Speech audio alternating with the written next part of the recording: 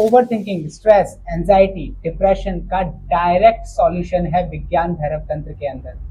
और आज के वीडियो में तुम्हारी ओवर थिंकिंग को हमेशा के लिए खत्म करेंगे विज्ञान भैरव तंत्र से।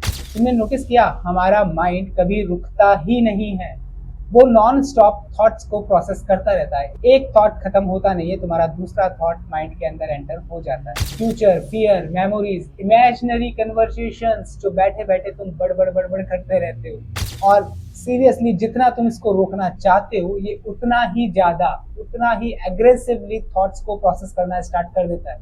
लेकिन विज्ञान भैरव तंत्र के अंदर शिव बहुत ही शॉकिंग बात बताते हैं। थॉट्स को रोकने की कोशिश मत करो, उसके बीच का गैप ऑब्जर्व करो। आज जो प्रैक्टिस हम डिस्कस करने वाले हैं वो हजारों साल पुरानी अवेयरनेस टेक्निक है। और अगर तुमने ये प्रैक्टिस सिंसियरली एक बार प्रैक्टिस की तो तुम्हें पहली बार ये बात रियलाइज होगी कि साइलेंस क्रिएट नहीं करना पड़ता, वो ऑलरेडी हर वक्त तुम्हारे साथ में प्रेजेंट है।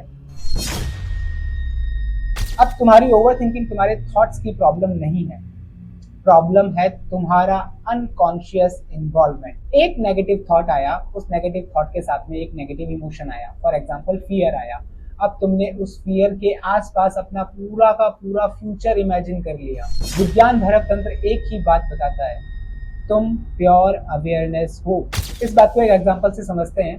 एक समंदर के ऊपर लहरें उठती हैं, तुम लहरें नहीं हो, तुम वो अवेयरनेस हो जिसके ऊपर लहरें उठ रही है। शिव अवेयरनेस को सप्रेस नहीं करते, वो डायरेक्ट ऑब्जर्वेशन सिखाते हैं।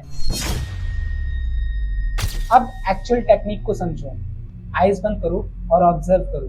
फाइट नहीं करना है, कंट्रोल नहीं करना है, सिर्फ ऑब्जर्व करना है। एक थॉट आया और दूसरा थॉट आने से पहले बीच में एक टाइनी गैप होता है। वो गैप बहुत ही सटल होता है, लेकिन अगर तुम्हारी अवेयरनेस शार्प है तुम बहुत ही आसानी से उस गैप को ऑब्जर्व कर सकते हो। विज्ञान भैरव तंत्र कहता है ट्रुथ थॉट्स में नहीं, उन थॉट्स के बीच की स्टिलनेस में रिवील होता है।